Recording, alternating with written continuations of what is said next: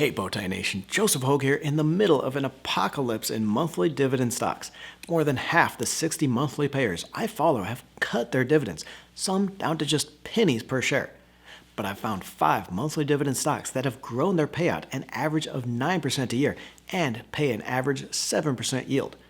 I'll count up to the highest dividend growth in monthly stocks, including our top stock, with a 22% annual growth rate. First up here is Main Street Capital, ticker MAIN, with its consistent 3.4% annual increases along with special dividends. The stock pays a 7.1% dividend yield and has produced 8.5% total annual return over the last 5 years. Now that 3.4% a year dividend growth may not seem like much, but compared to all those other monthly payers cutting their dividend, Main Street is a superstar among BDCs. As a BDC, or a business development corporation, Main Street Capital specializes in loans and equity investments into mid-sized businesses. The company has 182 portfolio investments as of the first quarter, with its largest representing just 3% of the total fair value, so a hit to any of these singular investments isn't going to hurt the shares that much. Now, one thing you do always want to watch for in these BDC stocks is to compare the average yield on the company's investments with its dividend yield.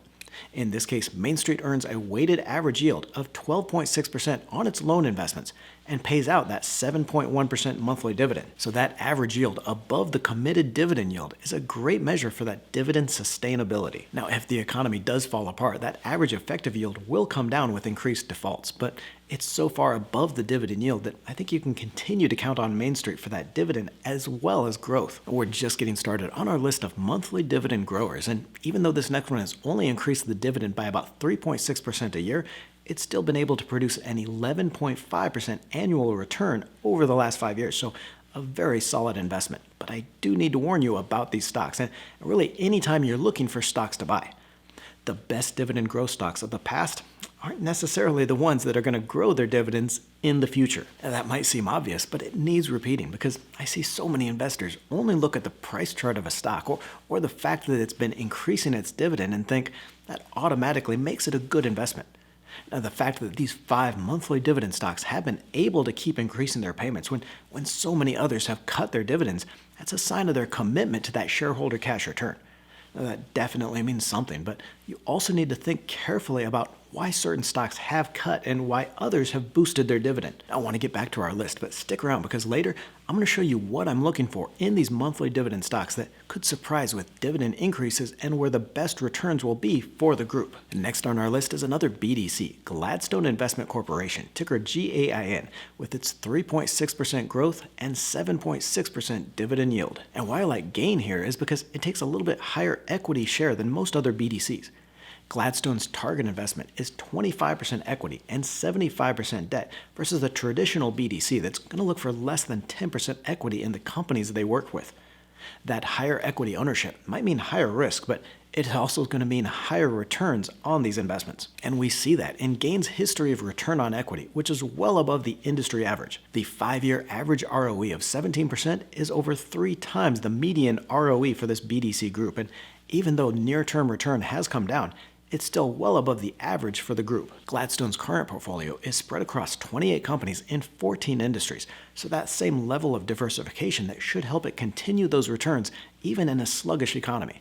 That doesn't mean the shares won't get hit. On a tough environment for BDCs, the shares are down this year, even as it has produced that 11.5% average return over the last 5, but it's going to be able to grow the dividend and make those special dividends as well. Keeping up with your stocks means keeping up to date with the market. For that, I want to personally invite you to get the Weekly Bowtie, our free weekly newsletter with all the stock market news, strategies, and trends you need to know.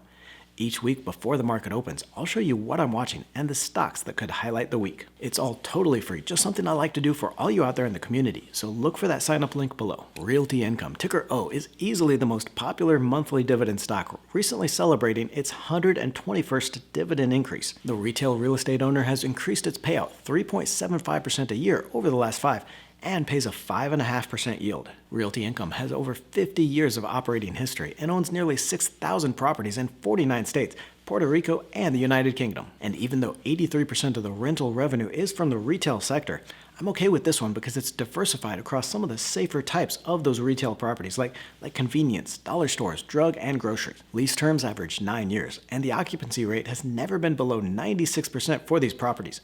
Rent growth isn't terrifically strong here at just 1% annualized, but it is consistent and it supports the dividend growth. Now, this stock hasn't been immune from that sell-off in real estate stocks, and only a 4.8% annualized return over the last 5 years.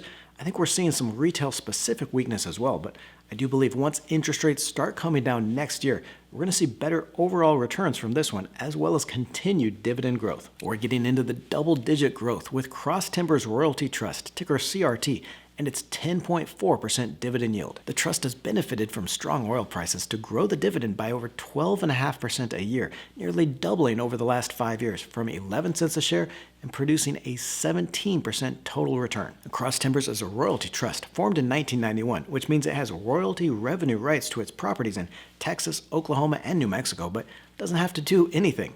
The properties, which confusingly enough aren't timber woodland but oil and gas properties, are operated by XTO Energy, which pays all the costs and just passes on that royalty share to Cross Timbers to disperse to its shareholders. But now this is the first one where I'm not sure future dividend growth is going to live up to that past record.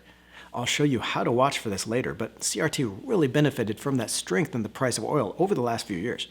While we could see oil back up to $100 a barrel over the next year, we likely won't see that same cash flow explosion that we've seen since 2020. So a lot of the energy stocks that have increased their dividends are now slowing down to protect their cash flow. We've got that top monthly dividend grower next, growing its dividend by 22% a year. But first, I've got to send that special shout out to all you out there in the Bowtie Nation. Thank you for spending a part of your day to be here. If you're not part of that community yet, just click that little red subscribe button. It's free and you'll never miss an episode. Topping our list is U.S. Global Investors, ticker GROW, with its 3.2% dividend yield. The asset manager has increased its dividend at a 22% annualized pace over the last 5 years, though from a low starting point of just 0.003 cents per share. Now, Global Investors is an investment management firm specializing in actively managed stocks and bond strategies through its ETFs and mutual funds. It makes money by charging investors a fee to hold those ETFs. The company's 16% annualized total return over the last 5 years is very impressive, but future dividends are going to all depend on whether the funds can bring in investors and the expense ratio they can charge. Now, generally, funds with less than $50 million in assets have a really hard time paying the bills, especially the mutual funds here. All have higher fees, though, so maybe the company can cash flow with a little bit lower asset volume. At that point, it's up to the company's sales staff to really sell these funds to 401k plans and advisors, trying to get investors to overlook what are frankly higher fees than I would pay for a fund. Now, you've got a monthly dividend stocks growers list, but more important than just these 5 dividend stocks is knowing what to watch for so you know the best dividend growers before they increase. A lot of those monthly payers that have cut their dividends this year, especially in the REITs and the BDCs. In fact, I had originally wanted to highlight 7 stocks in this video, but could only find 5 that consistently grew their dividends over the last 5 years. Now, real estate companies have cut because of the crash in commercial properties. Overall, property prices are down 16% since last year, but the sell-off is as high as 30% in office property. That's caused once great cash machines like Gladstone Commercial to cut its dividend and wrecked the share price. Now, business development corporations, or BDCs, they've been cutting their dividends on the fear that the loans that they make to small and mid-sized businesses could start to fail in an economic slowdown or as interest rates push these companies into bankruptcy. Orchid Island Capital cut its dividend 29% last year, and the shares have plunged. But like every good athlete knows, you don't want to go where the ball is. You want to be where it's going. And that means you can't simply chase the best dividend growth stocks or avoid those that have cut. You have to ask yourself why they've increased or why they've cut and what is coming. Of course, a big part of this is just avoiding those dividend traps, the value traps that look like sure things but destroy your portfolio. So make sure you check out this video here to understand exactly how to do that. Now, the reason why I looked for dividend stocks increasing their payments over 5 years in this video is even if a company has to cut in a bad year, that 5-year track record shows that long-term commitment to shareholder cash return. That's worth something, and one measure to watch. Another thing you want to watch is industry specifics like the average portfolio yield for BDCs. You'll find this in the company's financial statements, highlighting that average loan rate that they collect. An average rate above the dividend yield of the stock is a great sign for dividend sustainability.